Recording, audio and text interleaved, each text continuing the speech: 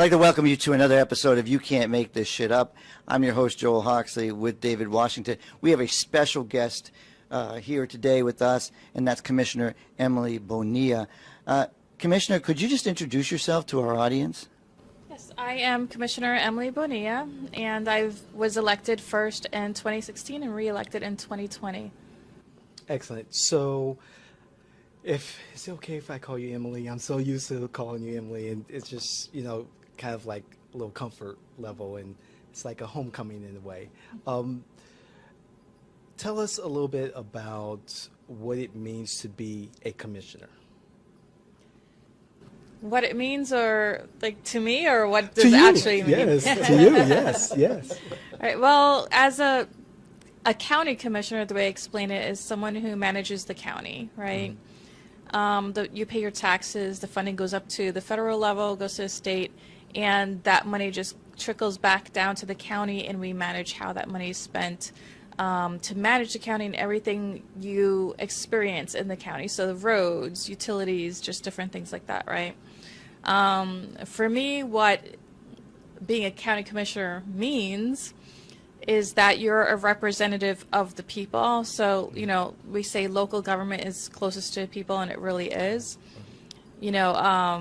Like my neighbors know me, I know them, and I represent them. It's that close. And everything that we work with, affects their everyday lives. So it really is something that, you really are closer to the people. Prior to your election in 2016, it was a shocking year, because I remember that night that you were one of the few Democrats who actually won. It was the year that President Donald Trump actually won against Hillary Clinton.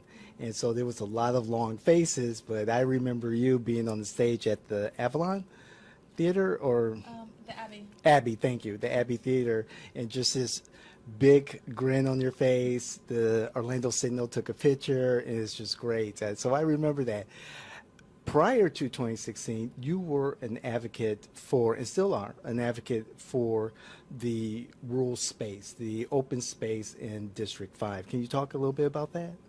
Yeah, it's all about smart growth and making sure that density goes where density should go, and we preserve the conservation and environmentally sensitive areas and the rural lifestyles of the people living in the rural area. So you have the urban core and then the rural area. And by making sure that we're developing in a smart way and planning for that growth, we also preserve our tax dollars, because if we continue doing suburban sprawl or urban sprawl, whatever you want to call it, which is like high densities out in the middle of nowhere, then you're wasting tax dollars, because then you have to bring infrastructure out there, and it's just wasteful. Well, my question is simply a little bit more on the personal side. So how do you feel, with term limits, how are you going to rate your success as the county commissioner, and before you make your choice on what you do next? So I feel like I've accomplished so much. Like I was with someone, we were looking at my campaign website, right? And my literature from 2016, and like all the things that I wanted to accomplish, and we were going through it. We were like, you accomplished all of it. So it has been a success for these 8 years. What I set out to accomplish, I've been able to accomplish, which has been exciting. And a lot of it is coming to a head right now. Our last BCC meeting was just, 3 of the items on that meeting was, things that I was fighting for since 2016. It's just crazy how that journey has been. And, my sister-in-law, her father had passed away. He had dementia, so we knew it was coming, but I was at a meeting the next morning, and I was like, it didn't matter who died. I was not going to be able to miss that meeting, because it was just like the whole day was basically my agendas. So it's just, been a sacrifice. Definitely, family, friends, my career has all been sacrificed in the last 8 years, but the return, the reward has been able to accomplish all those things. Excellent. Just to speak to those accomplishments, I mean, The last board meeting was this past Tuesday, is August 2nd. There's three things that come to mind for me, and the biggest would be, and I'd love for you to speak to all three. The biggest one would be the board approving the language for the rural boundary amendment on the November ballot. It was a unanimous decision, and so that has to be quite the accomplishment. Yes, it was. And Yeah. that's, something I've been working since, being a citizen, we wanted for the area. Mm-hmm.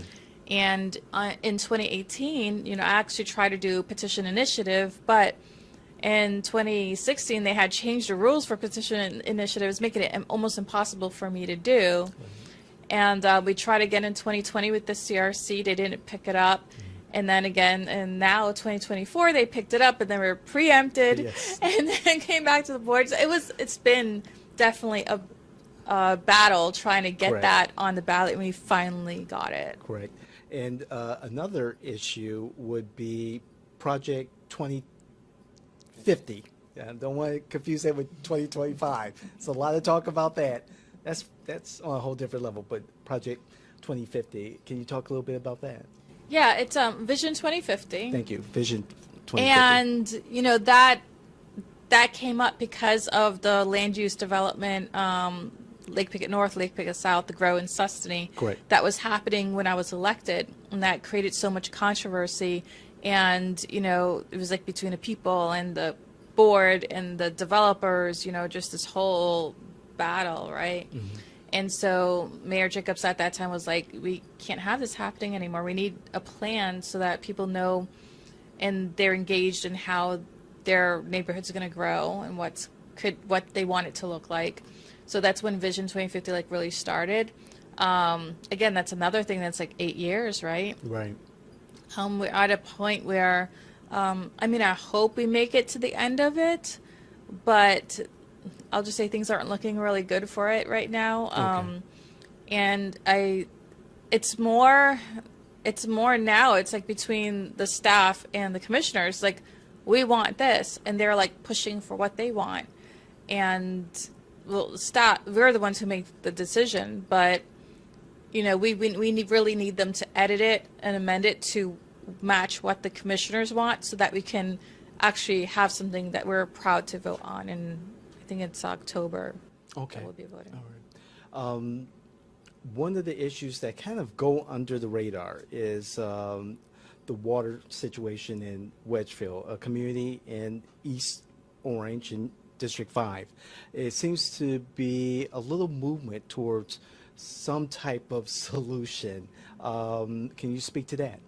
Yeah, we haven't gotten to the point where we've solved the problem. Correct. The problem won't be solved for years, but it's taken years even to get to where we are now. Mm-hmm. Before I was elected, there wasn't really any movement at all, and when I started running for office in 2016, that community saw an opportunity where, okay, we have this commissioner who basically had run in 2012 for 8 years, and then came back for 2 years, and then 4 years, and was running for another 4 years. He's been almost a commissioner for forever. Yes. In Orange County, in that District 5.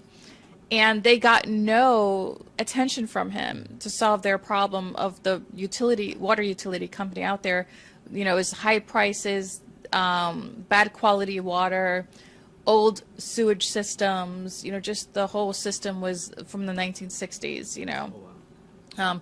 Maybe over time some parts have been changed, but, it's just not in the condition it should be to provide good customer service, good quality water. And they were paying way too much for it. Oh, yes. So when I started coming into the race in 2016, it was their opportunity to be like, either you help us or we're electing someone else. And so then the commissioner at that time was like, okay, well, I'll have staff look at it. Now he was trying to do something, right? Yes. A little too late, right? So then I came in office and, really pushed the board to do something. Mm-hmm. The only solution really is for the county to purchase it or a government entity to purchase it. because the private utility, I mean, I don't think any utility company should be private, first of all. Like that's not something that I agree with. Sure. And this is one of the, this example here shows you why, because they're all about their profits. That's their full concern. Where if it's government, the quality and making sure our people are healthy is the concern, not the profits. And we're at the point now where we got all the data, a majority of the data that we need. Now we really know the condition of the facility, how much it's going to cost. And now I have to go back to the people and be like, this is a lot of money. Like, how much are you willing to pay, I've seen the numbers. Yeah. And yes, it's pretty high. Thank you. I know that in the latest news reports that I've read, I know that they're willing to start a conversation about how much they're willing to sell the plants, Yeah. its assets to the county. Yes. And but like you said, it could be costly. Yeah, and I did get them already to commit in writing like a starting point, which is between $21 to $23 million. Mm-hmm. So at least we got that, to start off with. So to speak to water and water quality, I'm a Seminole County resident, and I'm on the conservative side, so I will be the one who will say the quality of water in Winter Springs is absolutely corrupt right now because they, instead, to try to keep taxes low and to keep their jobs in government, they allowed to kick the can down the road, and now they have terrible quality on water. That, if it was owned, and I'm not advocating for privately owned. I'm just saying if that was privately owned, that would not have happened per se. So how do you balance that in what you just accomplished? And I again, not taking sides here because I think this is a political, problem, not a community problem. Yeah. So what you saw happen in Winter Springs, it's happening on this private utility. They continued increasing the rates, saying that, we need to make all these improvements. It's going to cost us this much, going to a public service commission, who are the ones who have oversight over whether they should increase the rates or not. And they increased rates, but they didn't do all the maintenance they were supposed to do with that increased rate. And according to, I guess, the Florida statutes of the way it works, they have to make a certain amount of profits. And so their excuse is, well, now we have to fix this, so we're going to have to raise the rates. Now we have to fix this, so we have to raise the rates. But when Orange County went in to do their assessment, they really they saw what they call delayed maintenance. Like things weren't being maintained the way it should have been. Yeah. So they're making their profits, making more money, but it wasn't going back into the facility. However, with Winter Springs, they didn't raise the rate, they didn't raise the taxes, they didn't reach out to developers to develop another tax base because the residents are satisfied in being what they call a bedroom community. So they don't reach out and they don't annex. So it's the same type of problem with the government trying to keep the citizens happy. They didn't raise the rates when they should have. So again, I see exactly the balancing act. And I don't know how Winter Springs works, if they work differently than Orange County, but in Orange County, no taxpayer pays for the water utility because Orange County has its own water utility company, but the taxpayers don't pay for it. The customers pay for it. So all of the cost of that utility is paid by the people using it in their water bill. So it doesn't affect the taxes of Orange County residents. But the rates, so if there's a large capital improvement project that needs to be done, that comes out of the rates that the customers are paying. And so I don't know Winter Springs how that works. Like if they had maintenance, they should have raised the rates. And you have to keep up with the maintenance. If you don't, then it's going to be a huge bill. You know, like it's better to And that's keep what we're up with saying. it than to just like And kick that's- it down the road and then all of a that's- sudden you have this big. Right, and that's Yeah, exactly, no. and that's exactly what's happening. So again, it's the same thing. But do you believe in are there successful private and government partnerships? It depends on how you look at it, but I do not believe that there are if you look at the bigger picture. And I say that, so in Winter Springs, what could have happened is that the residents could have went to their local elected officials and be like, you have to fix this. They have that control. With the situation we have now with the private utility, they don't have that control. So there's no oversight, but they have no control at all over it. Yeah, I think I misspoke. Do you see any successes in private and government solutions when they work together? Like, are there certain projects? Still are there no. certain projects? I say still no, and I say Okay. this because we look at when I think of like Florida Power Okay. or Duke Energy, right? That's sort of like well, they're private, but they we give them easements or whatever, but it's mostly private. I don't know if anywhere it's like totally, like a partnership. It's either private or public. But even with that private one, what happens is that they go to Tallahassee and they lobby them to benefit themselves. So if we didn't have that, we would have, like, we're in the Sunshine State and we're behind in solar energy. And it's all because of these companies lobbying Tallahassee to make it more difficult for there to be an expansion of solar energy because they want to control it. So Florida Power, for instance, they're having these huge solar farms that they're building, right? Yes. And they're like, oh, we support solar energy because of all the solar farms are doing, but they control that. Imagine if every single household had solar power on their homes. We wouldn't need solar farms taking up our conservation lands and our agricultural lands. Like Orange County right now is looking to use stormwater ponds for space to put solar panels on, so we're not using up land and wetlands and agricultural lands for it. But you wouldn't need that if we had better legislation to encourage, rooftop solar panels. Because right now, like in other states, you have rooftop solar panels on your home, and you actually get paid for the excess energy going back onto the grid. That's not allowed here in Florida because of the lobbying in Tallahassee. So, Commissioner, to speak a little bit about that, you brought up Tallahassee a couple of times, and also preemption and the preemption of home rule. Can you speak to how that may have hampered some of the projects that the commission maybe has looked at that, like for instance, the rural boundary, so to speak?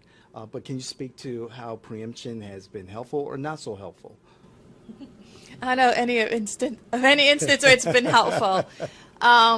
It's not that I don't agree that there should be some statewide laws. I think if it's something that affects every single county equally, right? We need a statewide regulation to regulate that because it's just easier. But if it's something that is unique for every single county, it's best to leave that to the county as a regulation, So I think anything that is local economics, that affects the local economy should be handled by the county because every local economy in every county is different. But let's say there's something that affects the state with economics, let's say like international trade, then perhaps that's something where the state could look at regulating. So it depends on what part of that, like the topic of economics, what part of it, how does it affect the states and the state and the county, and who should deal with that regulation. Rent stabilization was one Yes. that I initiated that one, and every county is different when it comes to rents and landlords and all that. That's really local because we all have different economies. We all have different wages. Wages is another one that I feel should be county rather than state, only because all of our economies are also different when it comes to wages. So in Orange County, it's more expensive to live than in one of the rural counties, smaller rural counties in Florida.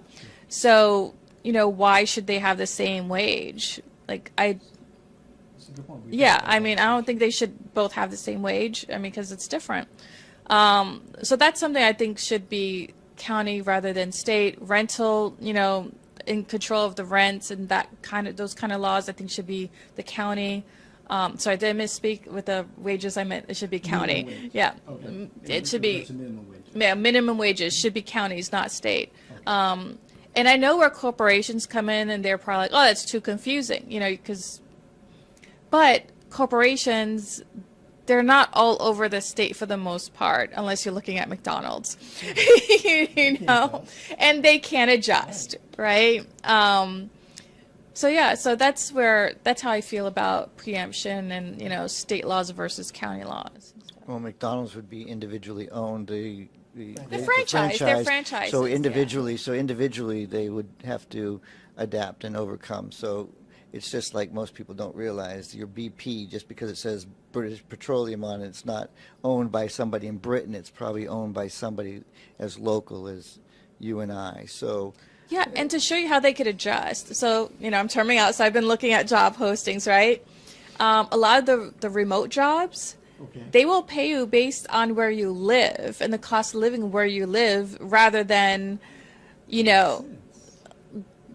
where they are. Right. So, which I don't think is fair either. It's like, just because I live in Florida and not in California, I think I should still get the same, I was doing the same work, just as qualified. I should get paid the same as the people in California. Well, that's interesting, because this morning I was on UCF. I paid $3.70 for my cup of coffee instead of the $3.18 I would have paid in Seminole County at my local Dunkin' Donuts. So, okay, that's your federal dollars being fed into the student loan process, going to the Dunkin' Donuts. That's control. Listen, I'm just joking. I'm having fun with this. I literally, I love what you're saying. Totally disagree in my conservative ways, but I love the fact that you're open and just express it so well. Really what I want to get at is, you have so many different, Orange County is so different even in each one of your districts. And you run as nonpartisans here in Orange County, unlike us, that we run partisan races, and it is countywide. Speak to that, because your replacements don't have to get anything. Your replacements are running, and what is it that you want to hand them when you say, look, no matter who it is, this is what I've accomplished, but might be something that I would like you to take on in the future, if possible?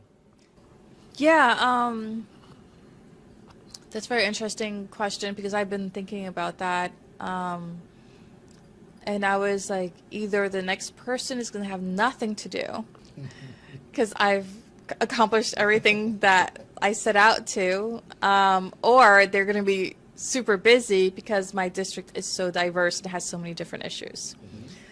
But the issues that they have been there. They're going to continue being there. It's mostly like poverty, homelessness, that sort of thing. As far as the smart growth, if we're successful with Vision 2050, that would hopefully be solved before I leave. So, really, I'm setting the stage where everything will be solved by the time I leave. I just don't want someone coming in and messing it all up. Sure. To undo everything all the hard work that has been done. That would be my only fear, is the wrong person coming in and undoing everything. Yeah. you mentioned life after being commissioner, and to hear you say you're looking for a job, is there a political future out there for you? Not for 2024. I'm not running it for anything in 2024. I'm definitely looking for a 2-year break at minimum. So 2026, I don't know. I'll just put it that way. No breaking news. I'm sorry, everyone. I can't wait till you get to your gotcha question. Oh, I got a good Look, question. Got a my last question. My last question is going to be: you have everything from UCF Christmas all the way over to Maitland. I want to talk about your relationship with the cities. That just to close out, what I want to talk about is what is your relationship with the cities, and how do you see that partnership for the 8 years that you've served? Yeah, I wish I could say I would like it to be better. So, I have a good relationship with Winter Park. Maitland, I've reached out to them, tried to make meetings, but it never happened. Some of their constituents, reach out to me with problems. I'm like, gotta go to your city council, That's true. Let me help. A lot of people don't realize that, because when I worked for Congressman John Micah, I can't tell you how many times somebody would call me and I would have to send them to the state representative. So I totally understand that situation. What she's talking about right now is there are issues that are in your city that the county can't touch. And it's heartbreaking for the commissioner at that point, but it has to go back to the city. So I'm sorry to interrupt, but I want the audience to really clearly understand that there's a difference and there's limits to some things that you could get accomplished. Yeah, and I've reached out to them myself, to try to talk to them about the issues that their constituents are coming to me about. It's just, I don't want to push too much either, because it is their jurisdiction and I don't want to overstep, so I try to at least, share with them. And my staff too will send people to them, if it's in their jurisdiction. And, the city of Orlando, the pandemic happened, and after the pandemic, I actually saw Buddy Dyer in a place, and he didn't even recognize me. That's Buddy. Yeah. So I was like, all right. Yeah, the relationship probably could be better. Yeah, that sounds like Mayor Dyer. Yeah. Yes, that's a different story. Yeah, so it's, and I, again, with the other city commissioners of Orlando, I try to send them issues in their districts and their jurisdiction as well. So yeah, but that's about it. I usually, to wrap up the interview, I usually have a gotcha question. That really isn't a gotcha question, but it's something a little bit more personal about our interviewee. So, Mayor Bonilla, Commissioner, tell us about Emily Tells All, your podcast, and when can we do a collaboration? Oh, that would be cool. Yes. So Emily Tells All was started because there's just people in the community who don't know all the services that Orange County provides, or the nonprofits that we work with, what they provide. So it was an opportunity to help market and promote some of those agencies to the people, to the public, and in a fun way. I thought a podcast or a talk show, it's a talk show. Well, it's a talk show, but it's like a podcast. But it's yeah. So it's just, I put like little games in there just to try to get, people engaged. I'll tell you that it's been hard to get viewers because people really aren't interested in hearing about government. They want to see entertaining stuff. They want to see people like dancing or whatever crazy thing that they might be doing. So, it definitely is a hard niche to get viewers. Right. We found that, some of our more popular podcasts or episodes are the ones where, we touch on the issue that, either everyone is aware of and just want to, hear a different perspective or hear what our perspective is or just jump into the fray, or something that folks are typically not familiar with. And they're like, oh, wow, okay, let's talk about this. I'm going to help you. Riding with Emily, and you take them on a trip with you and the animal control, and then you take and go on a police chase, and you can go in the net. Listen, they'll be interested in government. There's a lot of things that be interested in government. They just don't want to talk about the things that we talk about. That's true. That's true.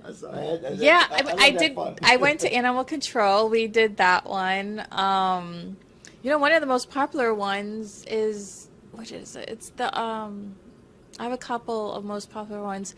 One was with canine companions. Okay. But it was here. We had the dogs. I think because the dog is like on the thumbnail, right? And that's that's a hook. Yeah, you get a dog on a yes. thumbnail and they're clicking.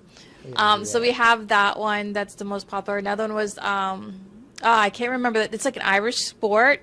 So I went out there and interviewed them. So we've done some on location ones. This season, though, for the most part, is in the office, and the next season you can see mostly in the office because we were just like running out of time and stuff, and so just had to get the content. Right. We'll love to do a collaboration and talk it up and market it, and come up with an interesting topic or two or five. Hey, do you think Waste Management will let us do garbage for a day? Sure. After what I did in Illinois about 30 years ago, I think I'm on their hit list, but that's a different story. So, Commissioner, thank you so much. We really appreciate it. Again, this is like a homecoming for me. I started politics here in Florida with your campaign in 2016, and here we are, 8 years later, and it's just kind of come full circle. So you have been the spark to my political career here in Florida. So I really appreciate it. You and Mel, and opening up your family, your home to me. It wasn't what I was expecting to do when I came here to Florida, but our mutual friend, Wendy Wallenberg, shout out to Wendy. She introduced us, and the rest is history. Yeah. So I really appreciate it. Is there any closing words that you have for our viewers and listeners? Stay engaged. One of my goals too when I was running for office was that community engagement. Mm-hmm. And I guess I've accomplished that too, because the mayor's like, darn, she wants something done. She's going to fill up this chamber here of people. That's how I get stuff done for the community. That's right. You have to show up. Yes. So it's very important for the community to stay engaged. And so I just, watch Emily Tells All. Learn, Yes. Watch this podcast. You have to learn about what's going on so you could stay engaged and come to the BCC meetings, talk about your opinions, your views of what we're discussing so that we know. We don't know what we don't know. So if you're having issues in your community and you just expect us to just fix it, we probably don't even know what's happening unless you come and you tell us. Indeed. So you have to share your opinions, provide feedback to your elected officials. Well, I'd just like to tell you guys, you have just watched another episode of You Can't Make This Shit Up. We want you to we want you to share, and now we want you to partner and watch another podcast, because we just want you to have your entertainment and understanding of local government first. It's local first, and then it's state. So share, and comment, and David's going to take us out of here. Yes. Please, we love to hear your comments. Bring your facts, not your feelings. We love to respond to everyone who does reach out to us. We want to thank you again, Commissioner. This is Commissioner Emily Bonilla, Orange County Commissioner, District 5, here in Central Florida. We really appreciate it. We'll see you the next time. This is You Can't Make This Shit Up with Joel Hawksley, David Washington, and Commissioner Emily Bonilla. We're out.